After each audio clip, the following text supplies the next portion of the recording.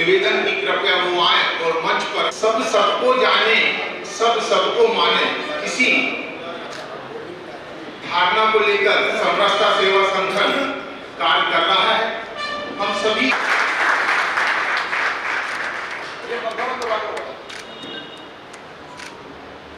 पंखा पूरा बंद करना पड़ेगा।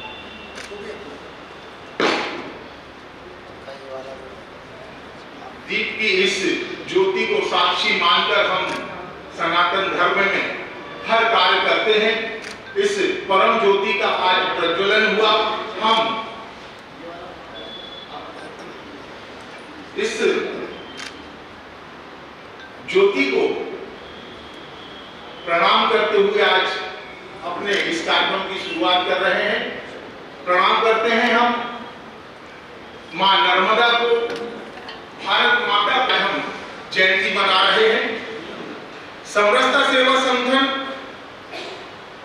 अपना जो कार्यक्रम प्रारंभ करता है, भगवान श्री राम के नाम उपरांत हम विधिवत कार्य प्रारंभ करते हैं। दीप प्रज्वलन के बाद में श्री राम से, श्री राम नाम से दुनिया बदल जाती है। श्री राम नाम से दुनिया बदल जाती है। कृपा से उनकी हाथों की लकीर बदल जाती है। दिल से देता है, एक पल में उसकी तकदीर बदल जाती है। एक पल में उसकी तकदीर बदल जाती है। आइए हम सभी मेरे साथ में आप सभी 7 बार श्री राम जय राम जय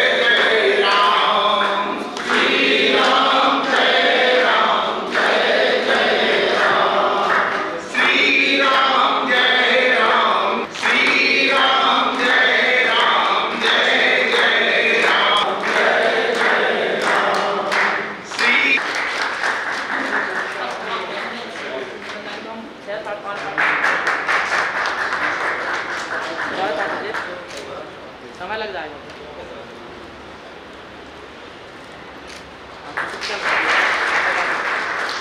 अब मैं आज के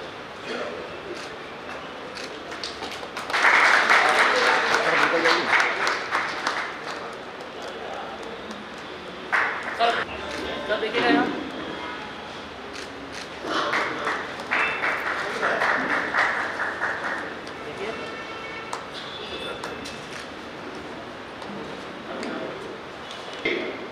स्वागत के लिए मैं आमंत्रित करता हूं हरीश नामदेव जी को कि वो कृपया आए और देवश्री मोदी जी का स्वागत करें। हम सभी कर्तव्य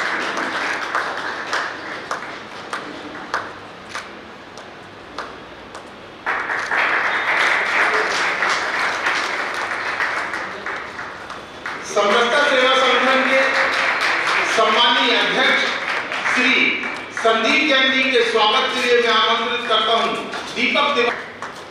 माननीय अध्यक्ष जी के अनुसार मैं श्री DSC जूलॉजी से आप B.Ed, M.Ed, B.Pharmacy, LLB आप कर चुके हैं। वर्तमान में PhD रनिंग है। IAS और IPS के जो बच्चे हैं उन्हें आप शिक्षा दे रहे हैं। ये बड़े गौरव की बात है कि इतने सारी डिग्रियां हासिल कर आप IAS और IPS के बच्चों को शिक्षा दे। सेवा संगठन के सम्मानीय अध्यक्ष जी श्री संदीप जैन के स्वागत के लिए मैं आमंत्रित करता हूं श्री राकेश गुप्ता जी को कि वो आए और सम्मानीय अध्यक्ष श्री संदीप जैन जी का स्वागत करें।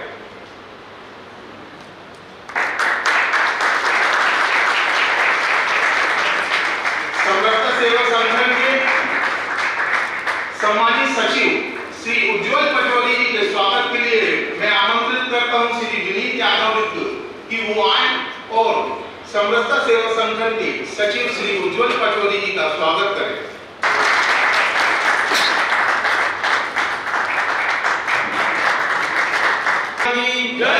भारत माता की जय। नर्मदा मैया की जय। नर्मदा मैया की जय। भगवान श्री रामचंद्र जी की जय। भगवान श्री रामचंद्र जी की जय। सबरी माता की जय। सबरी माता की जय। संत गाड़गे जी महाराज की जय। संत गाड़गे जी महाराज की जय।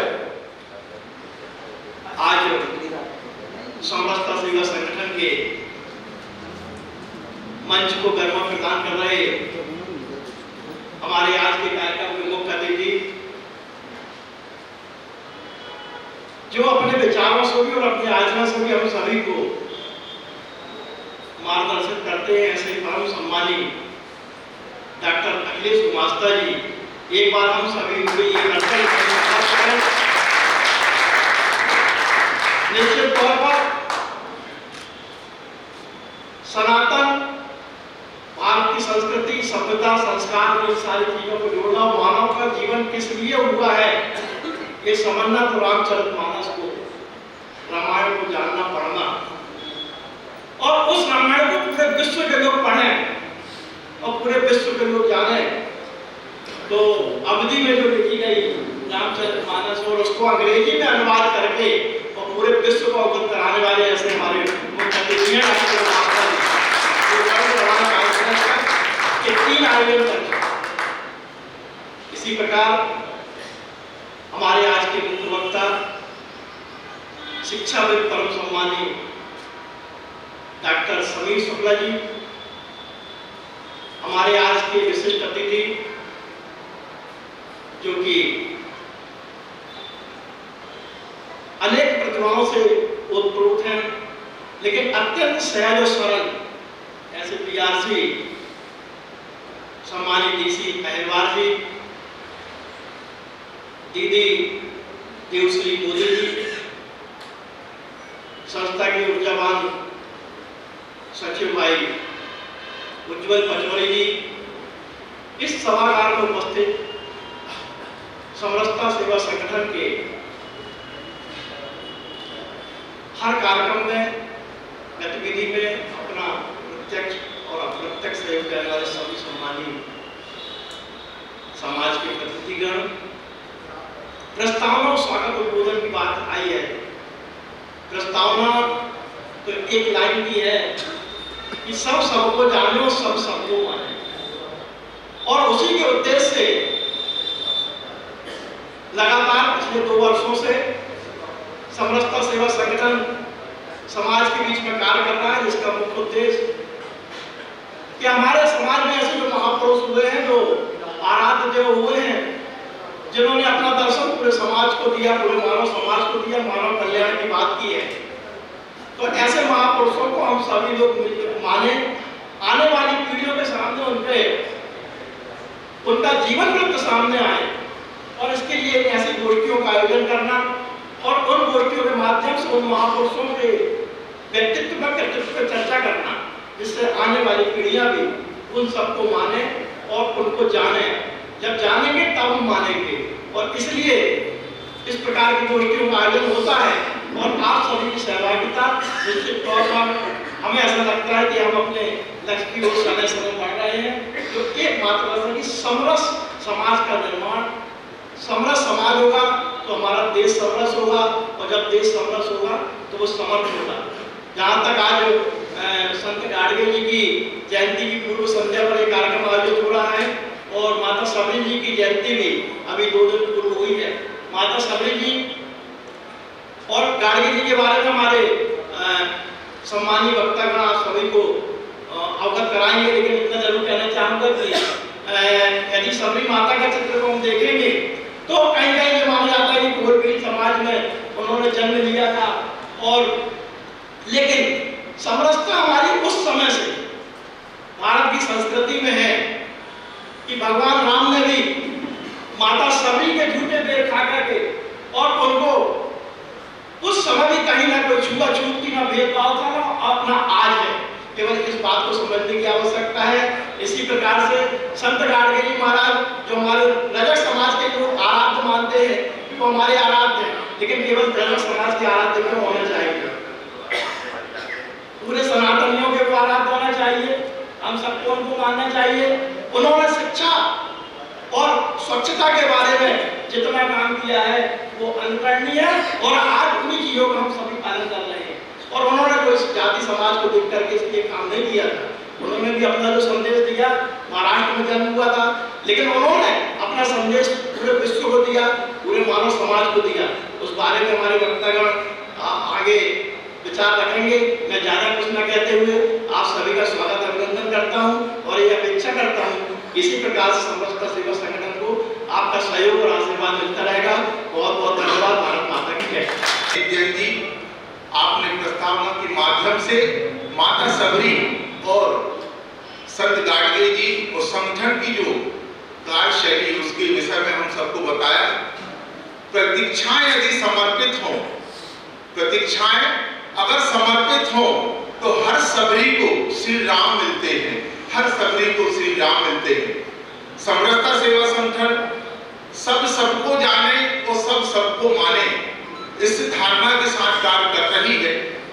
और कार्यक्रम का अगला चरण जिसमें कि हमारे जो सदस्य हैं उनको ये पता रहता है कि आज हमारे समरसता सेवा संगठन के अंतर्गत किस महापुरुष, किस संत की जयंती मना रहे हैं, और वो सभी अपने अपने तैयारियों में रहते हैं। संगठन वक्ता के रूप से उन्हीं में से एक को हम लोग कार्यक्रम में बुलाते हैं। आज जो संगठन वक्ता के रूप में हमारे बीच में आ रहे हैं, ऐसे परम सम्मानीय श्री सरदार परमजीत सिंह जी से निवेदन की कृपया वो आए और संगठन वक्ता के रूप में हम सबको संबोधित करें। सम्मानित श्री सरदार परमजीत। माता जी बहुत त्याग की मूर्ति थी, सेवा भाव में बड़ी प्रवक्त थी। उनकी सेवा भाव देखते ही बनती थी। जब सबरी लाडली बड़ी हुई तो सबरी माता जी के पिताजी और उनकी माता जी ने सोचा कि अब सबरी का विवाह कर देना चाहिए, और वर ढूंढने के लिए इधर उधर बात करी। भील जातियों में यह होता रहा कि हष्ट पुष्ट और तीरंदाजी में निपुण वर ढूंढा जाता रहा, उन्हीं से उनका विवाह किया जाता रहा। तो सबरी का जब विवाह निश्चित हुआ और विवाह की तारीख आई, उसके कुछ दिन पहले सबरी के जहाँ घर था उनके बाड़े में पशु पक्षी इकट्ठे करने लगे, बड़े बड़े जानवर इकट्ठे हो गए। और सबरी ने पूछा, माता जी ये क्यों इकट्ठे किए जा रहे हैं? तो माता जी ने उनकी कहा कि ये जब बारात आएगी तो इनका स्वागत, बारातियों का स्वागत इनके मांस द्वारा किया जाएगा और इनका मांस परोसा जाएगा। सबरी को बड़े विराग आया उस समय कि एक मेरे व्यवहार के कारण इतने पशु पक्षी और सबकी बलि दी जाएगी। वो बड़ी विराग में आ गई और रात को बिना बताए वो घर से निकल गई। और रास्ते में जाते जाते उन्होंने सोचा कि अगर मैं किसी गांव में रुक गई तो सब पहचान लेंगे। वो वन में चली गई। जंगल में जाते जाते मदन ऋषि का जो वन था, जहाँ वो उनका आश्रम था, वहां जाके वो रुकी और उन्होंने सोचा कि गुरु प्राप्ति के लिए कोई ना कोई ऋषि या कोई भक्त को ग्रहण करना पड़ेगा। अब मर्दन ऋषि को उन्होंने गुरु अपना बनाया और शुक्के से रात के समय वो चौथे पैर जागती और पूरे आश्रम में झाड़ू, जहाँ नदी की तरफ जो ऋषि स्नान करने जाया करते थे, वहां उन्होंने साफ सफाई करनी, पत्थर फंदर कक्कड़ बिन्ने और फूल पत्ती इकट्ठे करके एक टोकरी में रख दिया करती थी। और यज्ञ के लिए जो लकड़ी और भोजनशाला के लिए जो लकड़ी रखी जाती थी, उनको इकट्ठा करके रात को ही रख के और भोर होते ही वापस आ जाती थी। और ऐसा क्रम कई दिन तक चला। जब मृदंग ऋषि को पता चला कि कौन आ रहा है, ये इतना साफ सफाई और इतनी सेवा भाव, इतना सब कुछ करके और चुपचाप चले जा रहा है, वो नहीं पता लगा। उन्होंने अपने शिष्यों को पूछा कि देखा आप लोगों ने? कहता नहीं, हम लोगों ने कुछ नहीं देखा। कहता रात को आप अलग अलग जगह दिशाओं में बैठ जाओ और देखो कि कौन आ रहा है और कौन कर रहा है। जब रात को अलग अलग दिशाओं में देखा गया तो सबरी माता जी साफ कर रही है और फूल इकट्ठा करके टोकरी में रख रही थी। तो उनको बुलाया गया और मृदंग ऋषि जी के सामने पेश किया गया। तो सबरी माता जी को यह डर था, पकड़े जाने का डर नहीं था उनको, यह डर था कि मेरी सेवा न छिन जाए, क्योंकि मैं भील जाति से थी और ऐसा ना हो कि ऋषि मेरी सेवा ढूंढ ले, क्योंकि सेवा से ही भगवान मिलते हैं। आज जितने भी भक्त हुए हैं, चाहे सैन देख लो, चाहे कबीर जी देख लो, चाहे नामदेव जी देख लो, उनने इतनी सेवा करी, इतनी भक्ति करी, इतना नाम जपा है। नाम जपने के कारण वो भक्तों में गिनती हो गए। जैसे नामदेव जी इतने भक्ति करते थे, इतने भक्ति करते थे, जब प्रचार के लिए जब गए तो एक अंधड़ में उनकी झोपड़ी गिर गई। जब बहुत अंदर आया तो उनकी झोपड़ी गिर गई। तो जब दूसरे दिन आए, तीसरे दिन आए तो झोपड़ी फिर बनी हुई थी, और झोपड़ी बड़ी आलीशान बनी हुई थी। तो पास पड़ोस के लोग ने पूछने लगे कि झोपड़ी किससे बनाई है। तो गुरु ग्रंथ साहिब में लिखा, पास पड़ोस पूछने नामा, कापे छान छपाए हो, तोपे दुगनी मजूरी दे, बेड़ी मोए बताए। पास पड़ोस के लोगों ने पूछ लिया कि नामदेव, तूने कौन से कारीगर, कौन से मिस्त्री से ये झोपड़ी बनाई है, मेरे को पता, तोपे दुगनी मजूरी दूं, मैं तेरे से दुगनी मजदूरी उसको दूंगा, रोज की दिहाड़ी दुगनी दूंगा, अगर मेरे को वो कारीगर वो बेड़ी बता दे। बेड़ी मतलब उस भगवान। तो नामदेव जी कहते, बेड़ी देन ना जाए, रे भाई बेड़ी देन ना जाए, देख बेड़ी आप ही आए। लोग कटुम सबू से टूटे, लोग और कटुम अगर सबसे टूट जाए तो आपन बेड़ी आए। जो बेड़ी है प्रीत मजूरी मांगे, बेड़ी है भगवान की प्रीति मांगती है। जो गूंगे की, जैसे गूंगा मिठाई खा के बता नहीं सकता कि मिठाई की क्या फीकी है कि मीठी है, इसी प्रकार भगत रामदेव जी, इसी प्रकार सैन नाई जी, सैन नाई दुदकारिया वो कर कर सुनया, वो घर घर उनकी पूजा हुई। इसी भगवान धन्ना जट जी, ऐसे ही सबने सेवा भाव से ही परमात्मा को पाया है, ना कि चतुराई से। चतुराई से कोई परमात्मा नहीं मिलता। जब तक सेवा भाव और नाम नहीं जपोगे, जब तक नहीं मिलता है। सबरी जी को ने देखा, ऋषि जी ने बोला कि इतनी सेवा आपने मेरे से चोरी कर लिया, आपने मेरा भजन चोरी कर लिया आपने। तो भजन चोरी का मतलब है मेरी सेवा आपने ले ली। तो सबरी जी को ऋषि जी ने बोला, कहाँ रहते हो आप? कहते मैं झाड़ फूस में सो जाती हूँ, आजू बाजू रहती हूँ।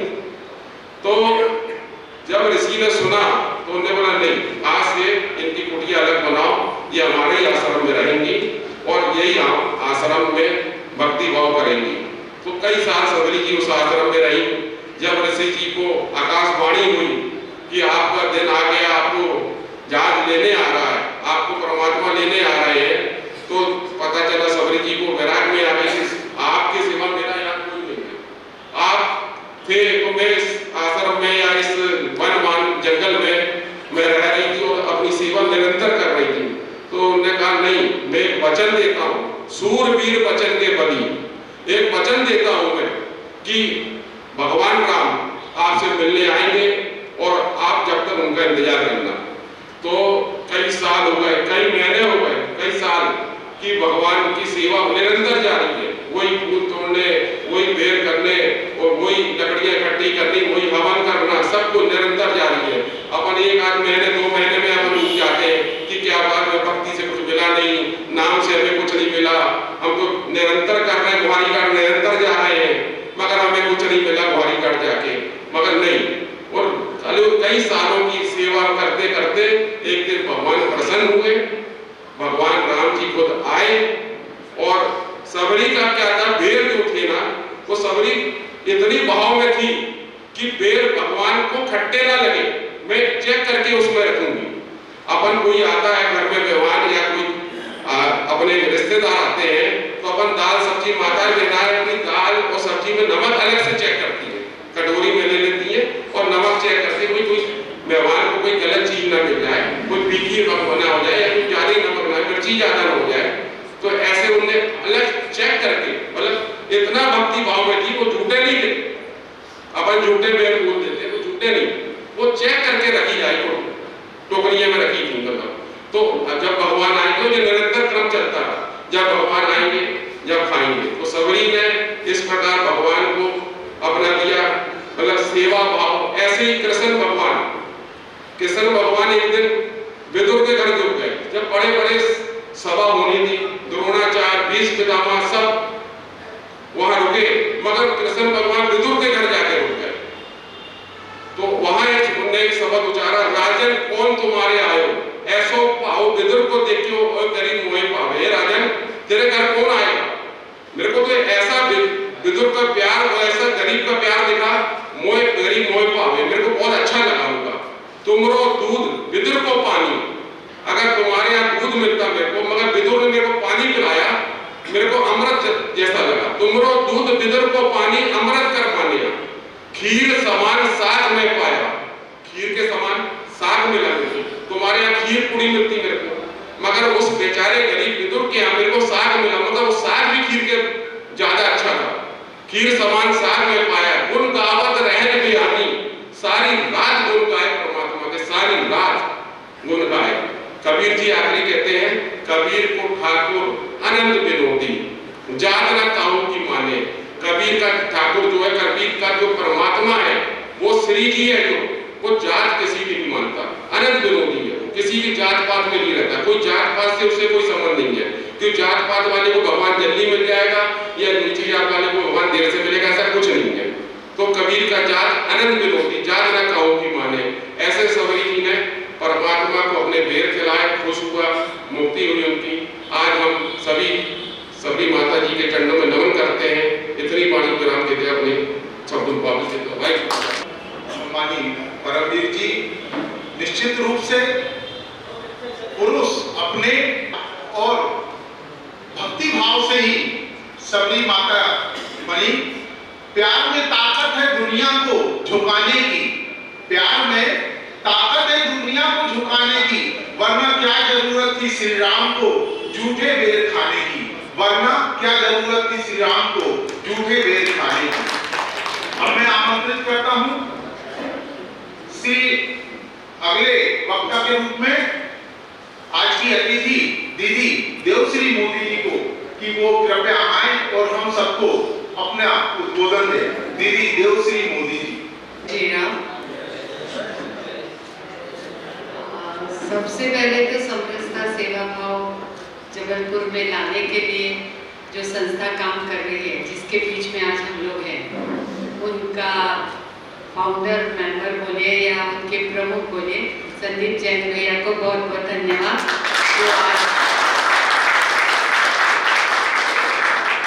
जो आज हम लोगों को इस स्थिति पे खड़े कर रहे हैं कि क्या सही है और क्या गलत है, ये हम अपनी खुली आंखों से देख लें। और सभी को मैं देख रही हूँ लाइन बाय लाइन, वो 2 साल से मैं भैया के साथ सारे प्रोग्राम कोशिश कर रही हूँ अटेंड करने की, और मैं देख रही हूँ कि वो हर जनमानस तक ये बात पहुँचाने के लिए बहुत प्रयासरत हैं कि जो उनके विचार हैं या जो हमारे सालों साल से जो परंपराएं चली हैं, उसको जनमानस तक कैसे प्रचलित करें, कैसे हर व्यक्ति को फील हो कि ये व्यक्ति मेरा है, ये इसकी ये अच्छाइयाँ हैं, ये बुराइयाँ हैं, सबके सामने आए। और मैं वैसे तो बहुत कुछ काम करने वाली नहीं हूँ, लेकिन आज भैया ने भी मेरे को यहाँ ला के बताया समरसता के बीच में कि मैं अपनी कुछ 2 वाणी कह पाऊँ। जैसे शबरी माता है, रामायण ऐसी चीज है आज हिंदुस्तान में या पूरे संसार में कि दिन में हजारों लोग पढ़ते हैं और लाखों बार ये बात पढ़ी जाती है। ये रामायण में इतने डिटेल में बताया है शबरी माता के बारे में, सभी पढ़ रहे हैं उस बात को, लेकिन हम उसकी जो अच्छाइयाँ हैं उसको खोल खोल के देखें। हमको सिर्फ यही पता है कि राम जी ने उनके झूठे पेड़ खाए, हम ये भी देखें कि उसमें भाव क्या था, राम जी का भाव क्या था और शबरी माता का क्या भाव था वो खिलाने में या उनसे उनका सम्मान करने में। इसके लिए छोटी सी एक लाइन है, प्रेम सहित प्रभु खाए बारंबार बार खानी। प्रभु ने इतने प्रेम से खाया, उनकी जो झूठे अपन बोलते हैं, लेकिन वो मेरे हिसाब से झूठे नहीं थे, उसमें उनका प्रेम भाव था। वो समरसता की बात यदि आज हम शुरू कर रहे हैं तो ये आज की बात नहीं है, ये पीढ़ियों से ये बात आ रही है कि आप भी वही हैं, मैं भी वही हूँ, हर कोई वही है। और शबरी माता को अपन बोलते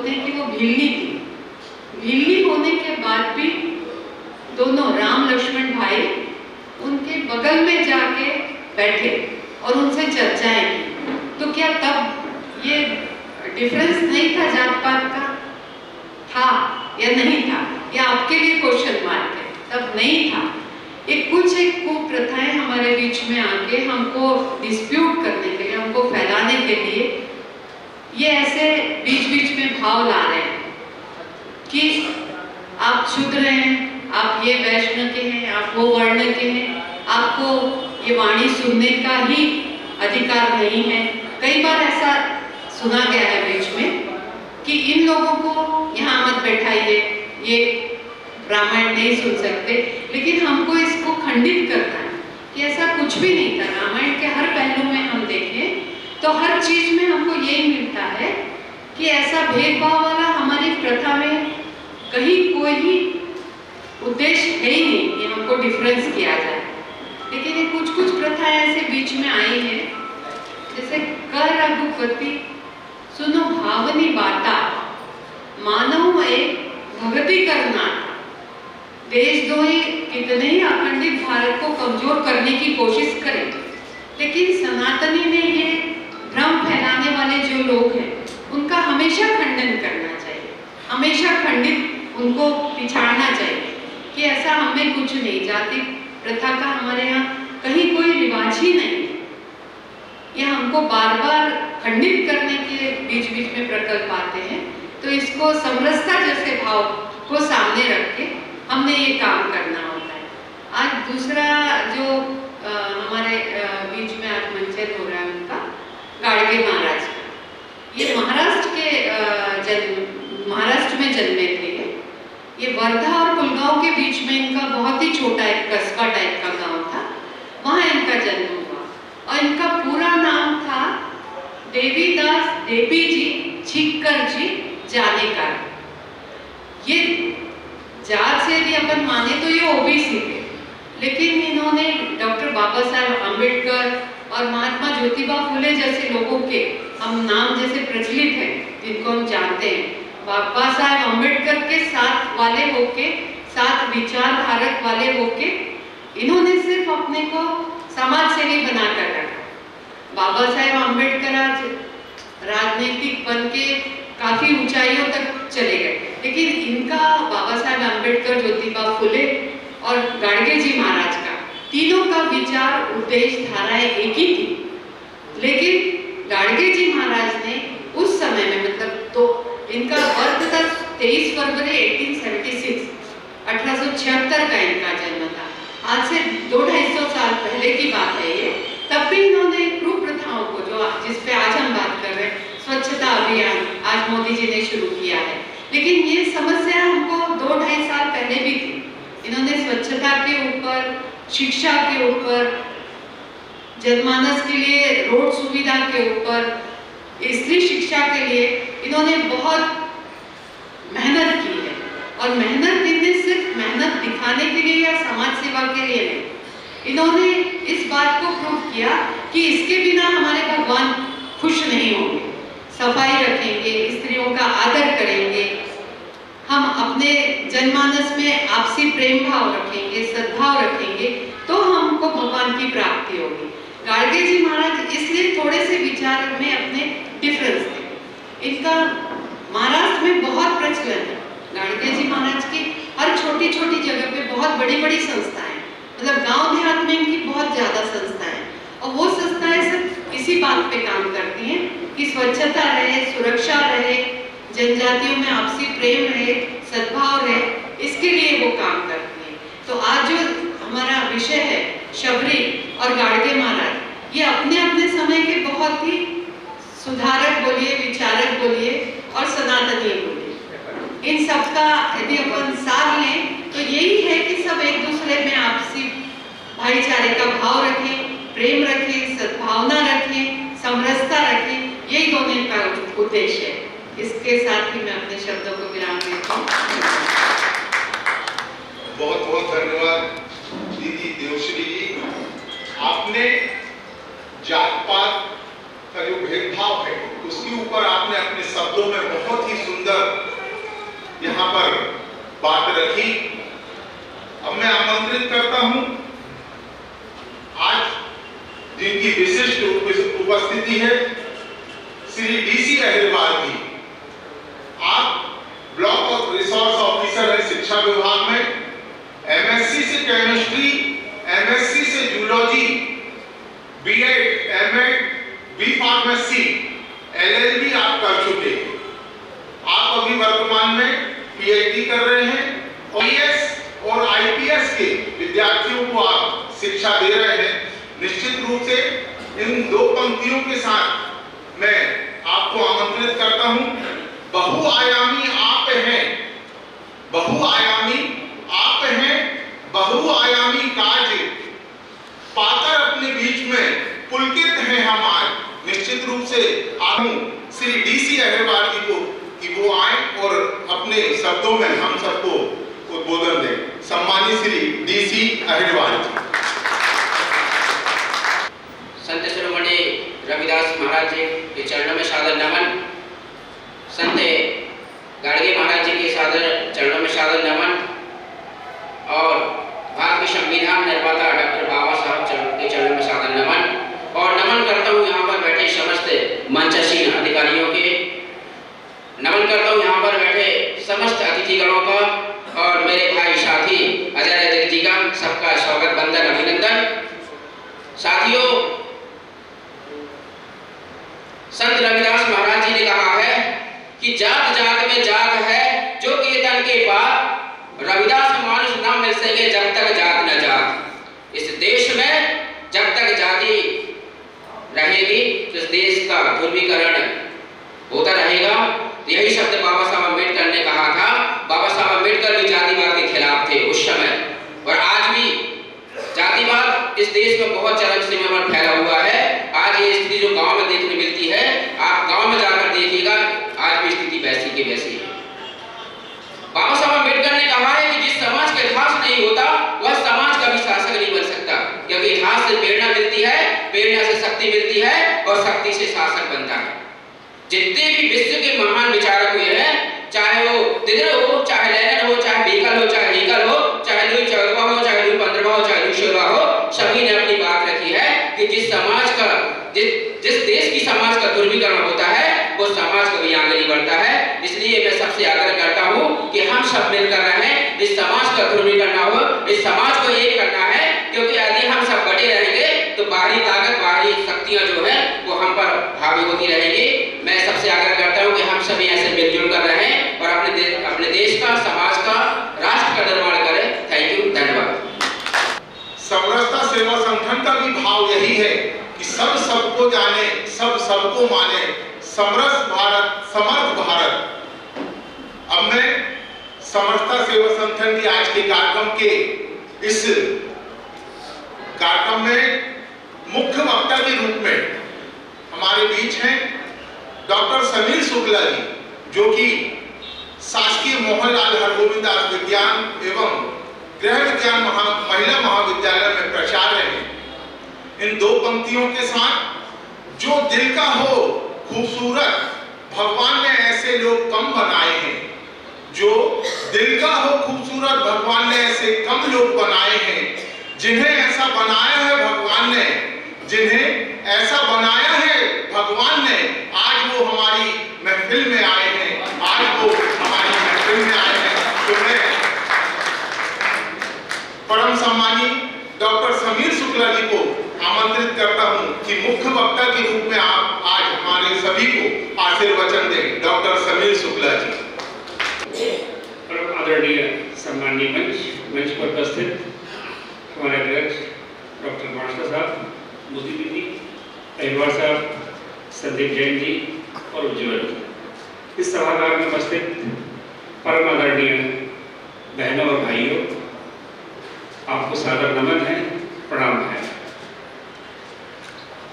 संत गाडगे जी महाराज और माता शबरी के बारे में हम सब अधिकार लोग जानते हैं और मोदी दीदी ने आपको जानकारी दी है, मैं दोहराऊंगा नहीं। हमारी सनातन संस्कृति में जो त्याग की, सामाजिक कार्यों की ऋषि परंपरा रही है, उसी के अनुक्रम में संत गाडगे जी महाराज का जीवन भी है। उन्होंने त्याग निर्लिप्त भाव से सब कुछ छोड़ के समाज की सेवा में, सामाजिक कार्यों में अपना जीवन लगाया और समाज के हर वर्ग को साथ लेकर के शिक्षा, स्वास्थ्य, सफाई इन सभी क्षेत्रों में काम किया और वो काम उनके अनुयायी निरंतर जारी रखे हुए हैं। जो भी सत्पुरुष होते हैं उनका भाव वही रहता है, समरसता का, समानता का। उनके सामने न कोई बड़ा होता है, न छोटा होता है, न किसी से कोई भेदभाव होता है। तभी वे संत महापुरुष बनते हैं। जब तक व्यक्ति में ये भाव रहेंगे वो बड़ा नहीं हो सकता। हमारी संस्कृति में त्याग, सामाजिक सरोकार और सेवा सर्वोच्च स्थान रखती है। संत गाडगे जी महाराज से हमें यह सीख लेना चाहिए और जितने हमारे ऋषि परंपरा के संत हैं, हमारी संस्कृति में अनंत संत हुए हैं। प्रत्येक संत ने अपने अपने क्षेत्र में सामाजिक कार्य समरसता समभाव के साथ किया है। निश्चित रूप से हमें उनसे प्रेरणा लेनी चाहिए और उनका अनुगमन करना चाहिए। माता शबरी के बारे में सामान्यतः हम सब जानते हैं। एक चीज जो मुझे जानकारी मिली वो आपसे शेयर करूंगा मैं। इनकी पुनर्जन्म की कथा आती है। पुनर्जन्म में एक राजकुमारी थी और कहीं पे साधु संतों का कोई सम्मेलन था, कार्यक्रम था, वहीं जाना चाहती थी तो इन्हें रोक दिया गया कि अब राज परिवार से है, आप नहीं जा सकती। तो उस पीड़ा को लेकर जो पुनर्जन्म उनका हुआ तो उन्होंने वो सारी चीजें त्यागी जिस कारण से वो वहां जाने में रोका गया था। कि माता शबरी के रूप में विख्यात हुई है। सबसे महत्वपूर्ण है माता शबरी का त्याग, सेवा और भक्ति, जो प्रमाणित करता है कि व्यक्ति त्याग, सेवा और भक्ति पे निष्काम भाव से, सरल भाव से लगा रहे तो उसे हर चीज प्राप्त होती है, मिलती है। यहाँ पर एक प्रश्न मैं उठाना चाहूँगा कि हमारे समाज में ये जाति प्रथा आई कब से? समरसता समभाव की बात करते हैं। हमारी सनातन संस्कृति में कहीं पर भी जाति व्यवस्था की बात नहीं आती है, वर्णाश्रम की आती है। तो यह जाति व्यवस्था की शुरुआत कब, क्यों, किस लिए हुई? जब तक हम इसको नहीं पहचानेंगे हम जड़ को नहीं काट सकते। कई कुरीतियां हमारे समाज में आई हैं, पर कुरीतियों के लिए भी तात्कालिक कुछ कारण, बाहरी कारण थे, बाहरी आक्रमण थे जिन्होंने मजबूर किया हमारे पूर्वजों को कि उन आक्रमणों के परिणाम स्वरूप जो दुर्दशा हो रही थी उससे बचने के लिए एक रास्ता निकालने के लिए कुछ कुरीतियां उन्होंने तब अपनाई थी। वो तब की परिस्थितियां थी, आज वो परिस्थितियां नहीं हैं। आज हम स्वतंत्र हैं, हम पे कोई दबाव नहीं है, हम स्वाभाविक राष्ट्र के नागरिक हैं। तो उन कुरीतियों को, कुप्रथाओं को छोड़ देना चाहिए। हमारी सनातन संस्कृति निरंतर परिवर्तनशील रही है, समय के साथ उसने परिवर्तन स्वीकार किया है। यहाँ पे हर प्रकार की विचारधारा, साकार, निराकार, आस्तिक, नास्तिक, द्वैत, अद्वैत, प्रत्येक विरोधाभासी प्रकार की विचारधारा को भी इसने स्वीकार किया है, समाहित किया है। और एकमात्र संस्कृति हमारी है जहाँ पर कि विश्व के दूसरे अनुयायियों को सबसे पहले यहाँ पर स्वागत किया गया है, सम्मान दिया गया है, संरक्षण दिया गया है। तो हमारे प्रवृत्ति में, संस्कृति में ही समभाव, समरसता का भाव है। कुछ बाहरी आक्रमण के कारण उस भाव में थोड़ी सी कुछ कमी आई है, कुछ मजबूरियां थी। कुछ जातियां तो वहां निर्मित हुई जब जनगणना हुई, क्योंकि लोग हमारी संस्कृति से परिचित नहीं थे, तो जो जो काम करता था उसकी वो जाति बना दी गई। क्योंकि हमारी संस्कृति में हमारे जीवन काल में जितने भी कर्मकांड होते हैं, हर वर्ग का कहीं ना कहीं रोल है, महत्वपूर्ण रोल है, उसके बिना वो नहीं हो सकते हैं। हमारे जो संत महापुरुष हैं, अवतार हैं, उनके जीवन काल में भी आप देखिए उन्होंने कहीं भी किसी के साथ भेदभाव नहीं किया है, समरसता से जीवन निर्वाह किया है, और वही उन्होंने हमें सिखाने का प्रयास किया है। तो हम इसको क्यों भूल रहे हैं? हमारी मूल प्रवृत्ति जो है समरसता, सद्भाव की, विश्व बंधुत्व के कल्याण की,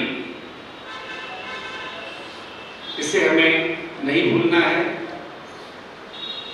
और जो हम भूल गए हैं अपने इतिहास में, उसको हम जानें, उस पर शोध करें और याद करें, तो हम इसको मान नहीं पाएंगे।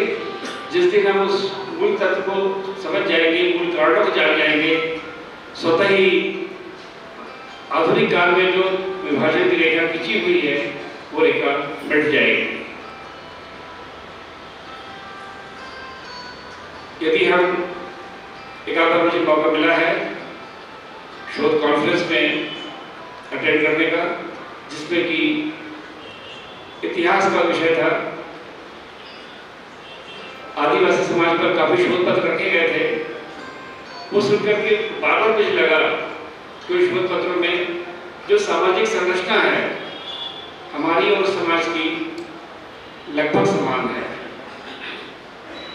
तो कहीं न कहीं दोनों में जो संबंध था, लिंक था, वो कहीं किसी कारण से टूटा है, जिस कारण से विभाजन की रेखा हमको दिखती है। यदि उस लिंक को हम ढूंढ लेंगे तो विभाजन की रेखा भी समाप्त हो जाएगी।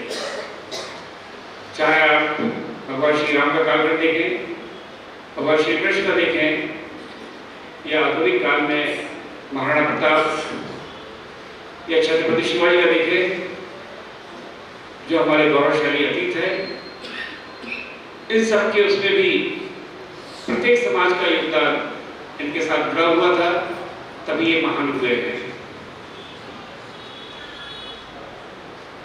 तो ये भ्रम हमें दिमाग से निकालना होगा कि जाति प्रथा, ये विभाजन हमारी मूल प्रवृत्ति है।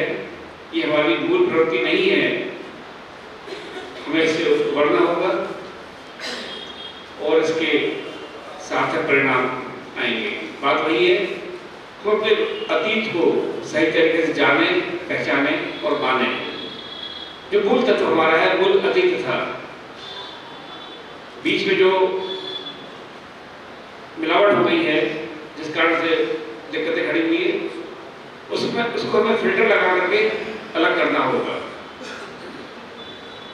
इसी के साथ मैं आप सबका आभार करता हूँ, अभिनंदन करता हूँ कि आपने मुझे यहाँ आमंत्रित किया। इसके लिए बहुत बहुत धन्यवाद। जय भारत।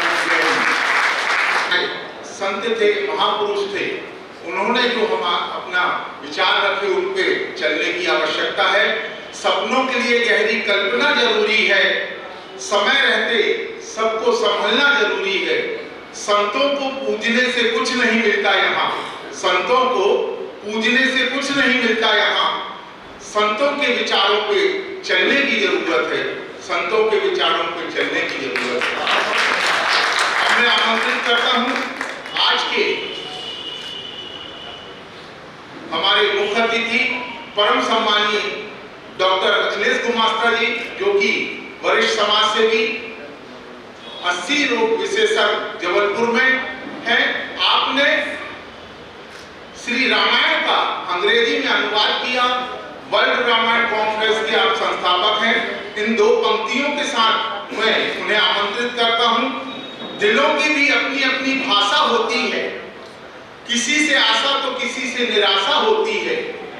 आप जैसा व्यक्तित्व कम ही देखा है इस जहां में, आप जैसा व्यक्तित्व कम ही देखा है इस जहां में, जिनसे मिलने की अभिलाषा बार बार होती है, जिनसे मिलने की अभिलाषा बार बार होती है।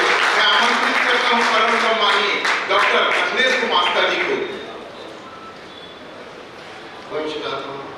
कारुण्य रूपम करुणाकरतम श्री रामचंद्रम शरणम। मंच पर विराजमान नारी शक्ति के रूप में सर्वप्रथम पूजित और उन्हीं को यहाँ रिप्रेजेंट करते हुए मोदी दीदी को मैं नमन करता हूँ। समीर शुक्ला जी यहाँ विराजमान है।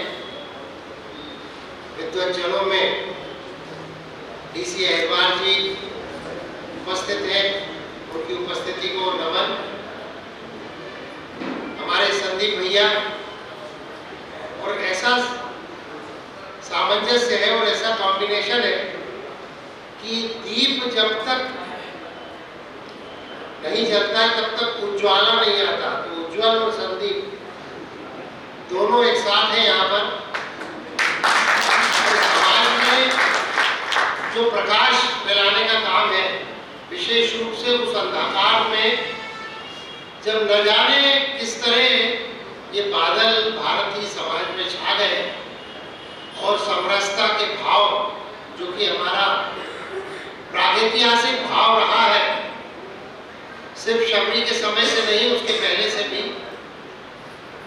मैं इस समय सामवेद पढ़ रहा हूँ, उसमें अग्नि की पूजा जब होती है तो वहाँ ऐसा उल्लेख कभी नहीं आता है कि कौन कौन विराजित होगा और कौन कौन नहीं होगा, और किस किस को अग्नि अपना प्रभाव, अपना प्रकाश, अपनी ऊर्जा, अपनी उष्णता देगी।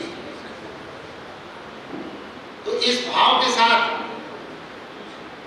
कि हमारे वैदिक काल से ही ये जो भाव था, नेम था समाज में, संतों में और जनमानस में। और ये जो हम यहाँ टिम्बर चेम्बर में बैठे हैं, मैं पहली बार यहाँ आया हूँ।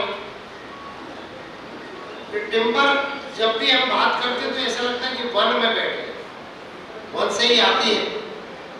और हमारा वन से ही नाता भारतीय समाज का रहा है। प्राचीन ऋषि मुनि, ज्ञाता और समाज वनों में ही रहता रहा है, और राम भगवान स्वयं वन में रहे। और आज का जो मंत्र डीसी अहरवाल जी ने दिया, और उसी के द्वारा उसको जो इस मंच ने लिया, सबको सोई जाने जय देहु जनाई, जानत तुम्हें तुम्हें होई जाए।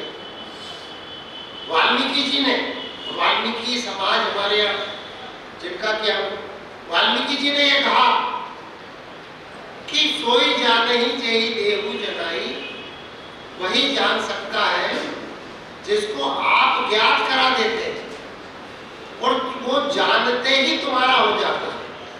जानत तुम्हें तुम्हें हो ही जाए। तो हम गाड़गे जी महाराज की जब बारे में जानते हैं, शबरी के बारे में जानते हैं, समर्थ रामदास जी के बारे में जानते हैं, संत रविदास जी के बारे में जानते हैं, या इस जो हॉल है, इन सब के चित्र लगे हैं, इन चित्रों को आप देखें, चाहे भगत सिंह हो, चाहे विवेकानंद हो, चाहे रविन्द्रनाथ ठाकुर हो, इन्होंने सिर्फ अपने जाति के आधार पर या उसी के उत्थान के लिए या उसी के लिए कार्य नहीं किया। और आज जो यहाँ पर चित्र और सम्मान पूरे विश्व में पा रहे हैं, उसका कारण यही है कि उन्होंने एक उद्देश्य, एक मिशन को लेकर कार्य किया, और वो मिशन कभी भी एक जाति या अपने की संकीर्णता में बंधा हुआ नहीं रहा।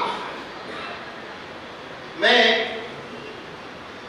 कई बार दुखी होता हूँ, उन्हीं को बात ध्यान में रखते हुए। यहाँ पर हमारे सहेंद्र जी विराजमान है, और यहाँ पर मनोज बगल में ही उनके बैठे हुए हैं, वकील साहब बैठे हैं, ओंकार बैठे हैं, रजत जी बैठे हैं, सब हमारे ऐसे एकजुट होने वाले आलोक जी अभी दिखाई दिए, सब ऐसे हैं। इन सबका हम सबका संबंध इस कारण नहीं है कि हम फलाने जाति के हैं, बल्कि मैं जब उज्जैन में था, उज्जैन से हमारे पिताजी का ट्रांसफर छतरपुर हुआ। जैसे जैसे हम दक्षिण से उत्तर की ओर जाते हैं, हमें लगता है कि पहले लोग जब जाते थे तो हिमालय की ओर जाते थे ज्ञान प्राप्ति के लिए, लेकिन जब हम उत्तर की ओर जाते हैं, मैं छतरपुर पहुंचा, उस समय 10वीं क्लास में था। 10वीं क्लास में था तो सबसे पहले हमारे शिक्षक ने पूछा, अब वो मास्टर नाम था तो कोई समझ में नहीं आता, बोले कौन सी जाति के हो? मैं चुप हो गया। मैंने घर आके अपनी माँ से पूछा 10वीं क्लास में कि अपनी जाति कौन सी है? वो हंसने लगी और उन्होंने बताया कि तुम बता देना कि हम भारतवासी हैं और हम जाति में विश्वास, ये पहला मंत्र मेरे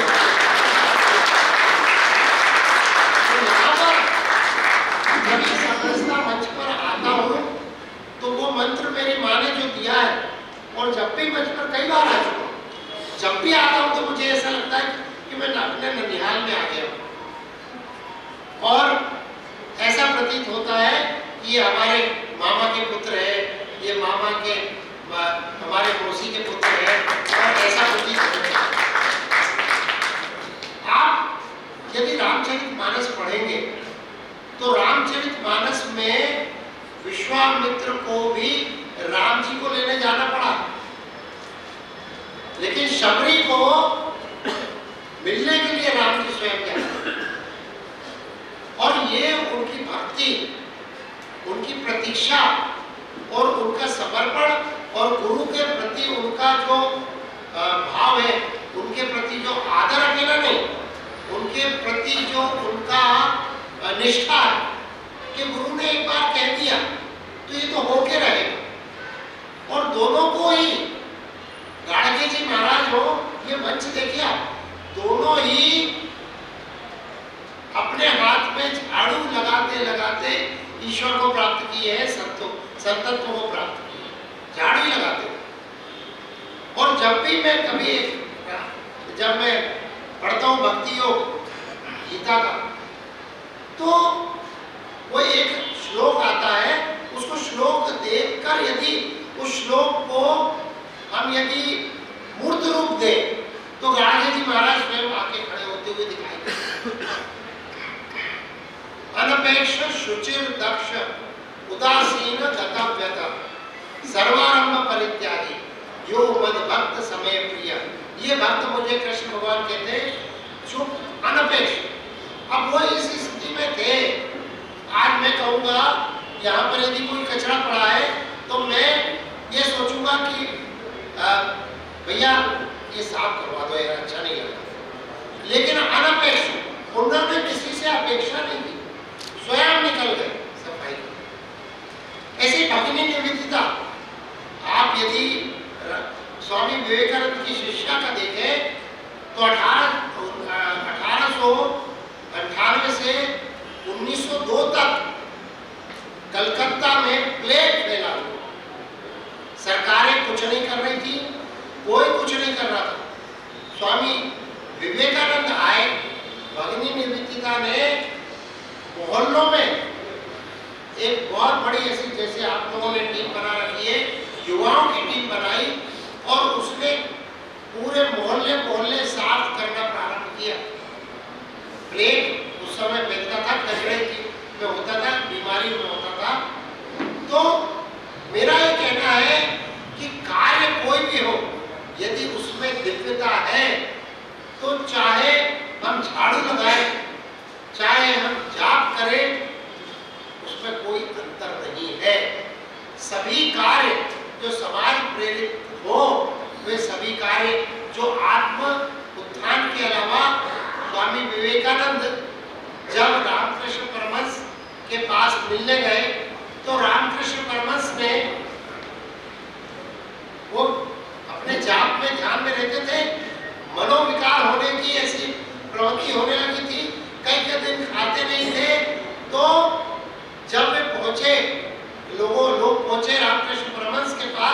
कि नरेंद्र उनका नाम था, कि नरेंद्र जो है ऐसा लगता है इतना डूबा रहता है ध्यान में, कई दिन तक खाता नहीं है और उसको ऐसा प्रतीत होता है कि कहीं मनोविकार ना हो जाए। तो रामकृष्ण परमहंस उसको बुलाते हैं और वो कहते हैं कि तुझे क्या हो गया है। तो विवेकानंद, ध्यान देने योग्य बात है कि विवेकानंद कहते हैं कि मेरा मन सुखदेव की तरह ध्यान में रहना चाहता है और उसी में डूबा रहना चाहता है। रामकृष्ण परमहंस का भक्त होने के नाते रामकृष्ण परमहंस को उसे लाइक करना था, पसंद करना था, लेकिन वो उसको दुत्कारते और कहते हैं कि मैं तुझे अपना शिष्य समाज के नीचे पतित लोगों को उत्थान करने के लिए, लगाने के लिए तैयार कर रहा हूं। मैं तुझे अपना शिष्यत्व इसलिए दे रहा हूं कि तू अपना स्वयं का उत्थान करे। तो यही बात जो भी संत है, संतत्व की बात, कि स्व के उत्थान से अधिक जिन्होंने अपने आप को, समाज को, राष्ट्र को समर्पित कर दिया, ये जैसे चित्र लगे हैं ऐसे ही दो और हैं और एक दिशा थी। देखिए शबरी ने क्या सोचा, शबरी ने ये नहीं सोचा कि समाज को दिशा के लिए नहीं दी, शबरी ने तो राम भगवान को भी दिशा दी और उसकी सेवा भाव ने दिशा दी। कैसे दी कि उन्हीं ने बताया कि कहाँ जाना है, कहाँ हनुमान मिलेंगे, कहाँ जाना है। तो वो सब दिशा राम भगवान सीता जी की खोज में, यानी भक्ति की खोज में, यानी हम यदि ये मान के चले कि हमें राष्ट्र भक्ति की खोज में जाना है तो समाज के उस अंतिम स्थान में बैठे हुए व्यक्ति के द्वारा भी दिशा मिल सकती है, जैसा कि राम भगवान को स्वयं उन्होंने बताया अपने उससे, अपने जो वनगमन से, कि वे संतों से मिलते हैं, भक्तों से मिलते हैं और अंत में शबरी दिखाती है कि भक्ति का माने सीता जी का मार्ग किस दिशा में। बातें बहुत सी हैं, लेकिन समरसता मंच का भाव आज अभी जो डीसी अहिरवार जी बोल रहे थे, मुझे कई बार पीड़ा होती है तो उल्लेख करने में बीच में तो ये अच्छी अच्छी बातें बता दी। आज भी मेरे पास इस तरह के मरीज आते हैं कि अभी गांव से आते हैं। एक पुराना हमारा मरीज था जो था, उसको अपने बेटे को लेके आया, भले ही वो ईगो में मारा हो, लेकिन घर के सामने से, हमारे कई गांव ऐसे हैं भाई साहब कि घर के सामने से यदि एक विशेष जाति का व्यक्ति जूते पहन के निकल जाता है तो उसको मारने के लिए तैयार हो जाता है। ये है, और ये मैंने ऐसे बच्चों का, ऐसे लोगों का इलाज किया। हम इस मंच से कुछ भी कर ले, जब तक उनको सबक नहीं मिलेगा तब तक हम इस समाज में कुछ सुधार नहीं। ये मेरा घर है, इस मंच से आज पहली बार चूंकि वो बात निकल आई, इसलिए मैं बोलना चाह रहा था। व्यक्तिगत रूप से तो 2-2, 4-4, 5-5 वो साहब बम्बई में पढ़ रहा था व्यक्ति, IIT कर रहा है, IIT कर रहा है, केमिस्ट्री से ही कर रहा है, केमिस्ट्री से PhD कर रहा है, MPhil कर रहा है। उसके पलोआ गाँव का भी नाम बता दूंगा, और वो उसका जो बंद है अभी, वो मेरे कारण बंद है 2-3 लोग, क्योंकि मैंने रिपोर्ट सब मिले भगत रहती है। मैंने रिपोर्ट में लिखा कि इसमें तो प्राणघातक चोटें लगाई सिर्फ इसलिए क्योंकि वो जूते पहन के निकल गया था उसके घर के सामने से। तो आप ये समाज में बहुत सी बातें हैं। मैं यहाँ पनागर के पास हम लोग विवेकानंद 60 शती के समय जा रहे थे, पनागर के पास हमारे मित्रगण थे, चाय पीने के लिए रुके। मैं तो चाय पीता नहीं, तो चाय पीने के लिए रुके तो मैं दूर खड़े देख रहा था, गाड़ी में बैठे हुए। इतने में एक व्यक्ति आया और उसने चाय पी, अपना गिलास धोया और ऊपर रख दिया, एक जगह कहीं रख दिया, और दूसरे हमारे जितने साथी थे वो छोटी गिलास छोड़ के आ गए। अब मैंने उससे, मेरे को समझ में तो आ गया क्या क्या कारण है, लेकिन वो भी एक ऐसे कई दृश्य परिदृश्य आपके सामने आते होंगे समाज में। अब उसका सॉल्यूशन कागज के गिलास नहीं है, उसका सॉल्यूशन है कि हम अपने अंदर जो मैं कहता आंखन की देखी, तू कहता कागज की देखी, तो कागज में के कब उसका सॉल्यूशन नहीं है, अपने अंदर का सुधार की आवश्यकता है। समरसता मंच जो कार्य हम चाहते हैं कि इसका विस्तार सिर्फ 100 लोगों में नहीं, लाखों लोगों में हो, और हमारे समाज में जो विकृतियां हैं हम ये प्रयास कर रहे हैं, कई जन्मों तक करेंगे, आगे आने वाली पीढ़ी सुधरती जा रही है, बहुत कुछ सुधार हो रहा है, आगे भी होगा, और हम एक स्वस्थ और सुंदर समाज के निर्माण में अपने तय जितना कर सकते हैं करेंगे, बोलने के द्वारा, लिखने के द्वारा, सोशल मीडिया के द्वारा और अपने कार्यों के द्वारा।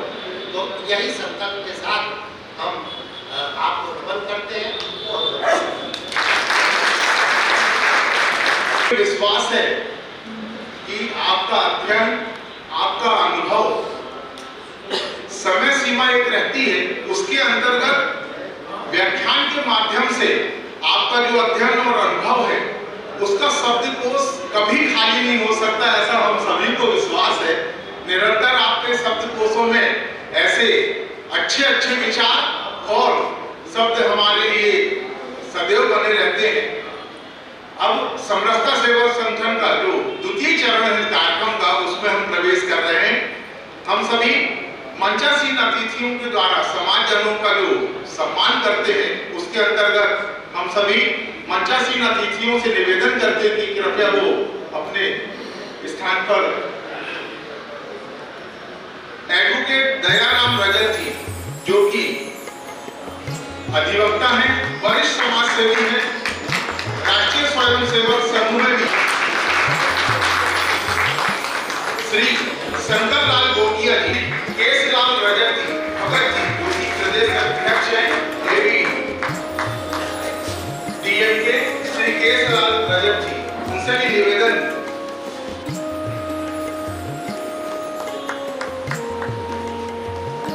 श्री RD रजक, आप प्रदेश महासचिव हैं ABDM के, आपसे भी निवेदन की कृपया वो मंच पर आए।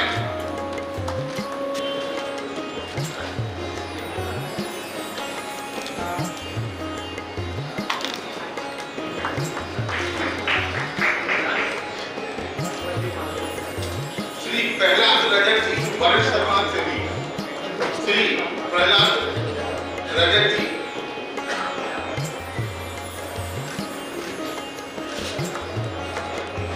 श्री प्रेम नारायण बाथले जी,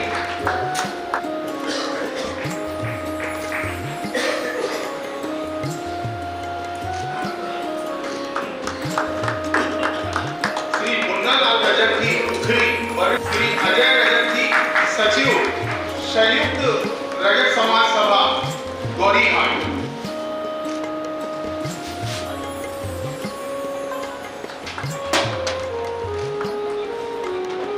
श्री रिंकू रजक जी, मंत्री संयुक्त रजक समाज सभा गौरीघाट, श्री संतोष रजक जी, प्रदेश उपाध्यक्ष ABDM, श्री संतोष रजक।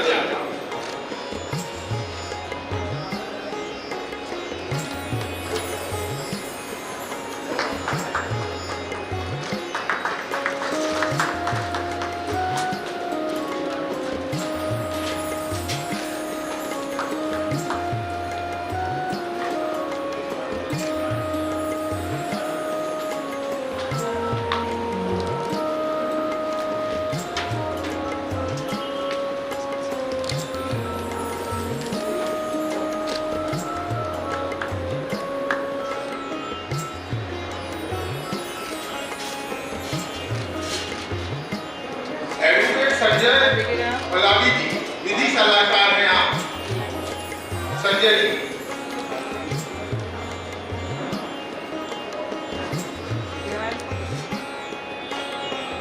श्री संदीप पाथरे जी, श्री गोविंद प्रसाद रजक, वरिष्ठ समाज सेवी।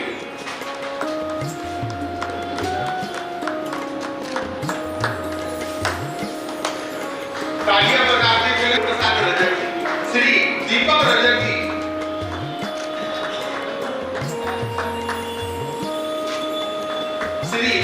रजत जी हाथी ताल।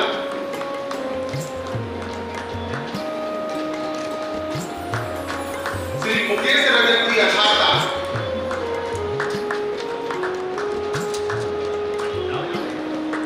श्री सुरेंद्र रजत जी कोषाध्यक्ष युवक रजत समाज।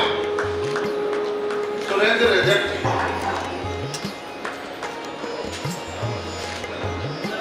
श्री अनुज रजत जी।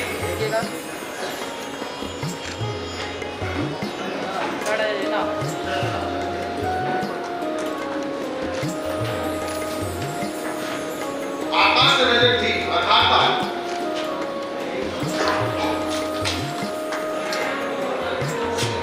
श्री काजल रजत जी।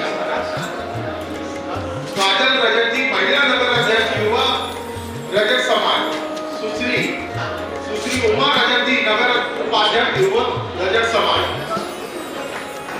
उमा रजत जी।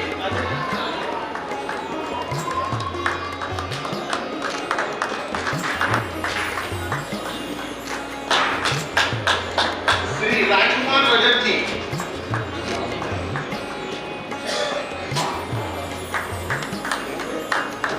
आयुष्मान रजत जी। श्री आयुष्मान रजत जी।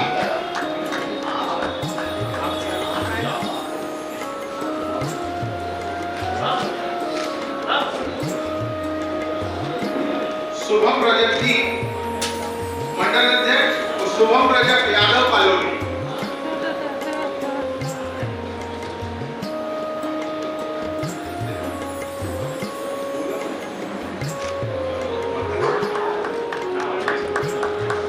राहुल रजत मंडल अध्यक्ष जी से भी निवेदन की कृपया वो आए। मंडल अध्यक्ष है कुशलभाऊ ठाकरे भारतीय जनता पार्टी।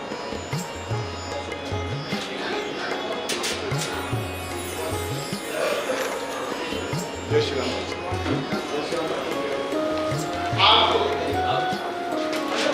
राष्ट्रीय फुटबॉल प्लेयर हैं भूमि रजत जी से भी निवेदन की कृपया वो मंच पर आए।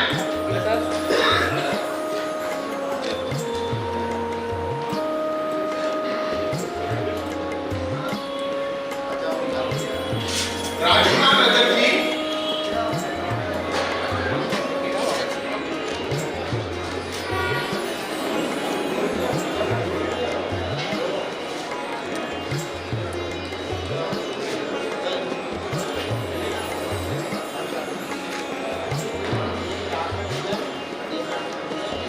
विवेक रजत जी।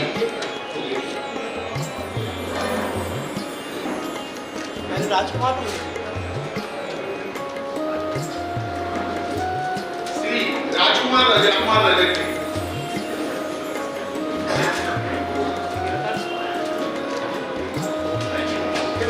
श्री विवेक रजत जी।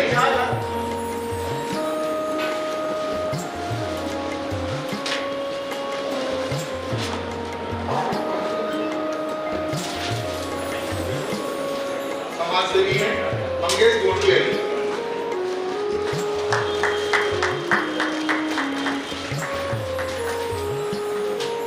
श्री अशोक कोल जी। श्री अशोक कोल जी। श्री राजेंद्र गोटिया जी।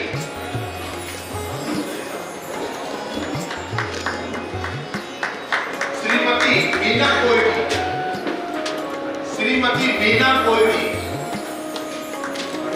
श्री अमर कोल जो होता है मध्य प्रदेश में चलाते आ रहे हैं।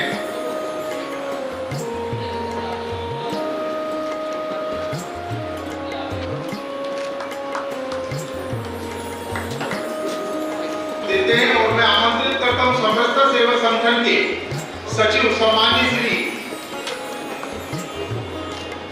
सभी जो सामाजिक जन हैं जिनका सम्मान हुआ है उनसे विनम्र प्रार्थना की कृपया यहाँ ग्रुप फोटो के लिए मंच के समक्ष आए। अपना समय और आशीर्वाद और मार्गदर्शन देने वाले मैं संगठन की ओर से आप सभी का आभार व्यक्त करता हूँ कि आप इसी तरह अपना अमूल्य समय हमें दें और इस प्रकार समरसता सेवा संगठन का जो कैलेंडर द्वितीय अपने दूसरे से विनम्र निवेदन है कि स्वल्पाहार की व्यवस्था है। आप सभी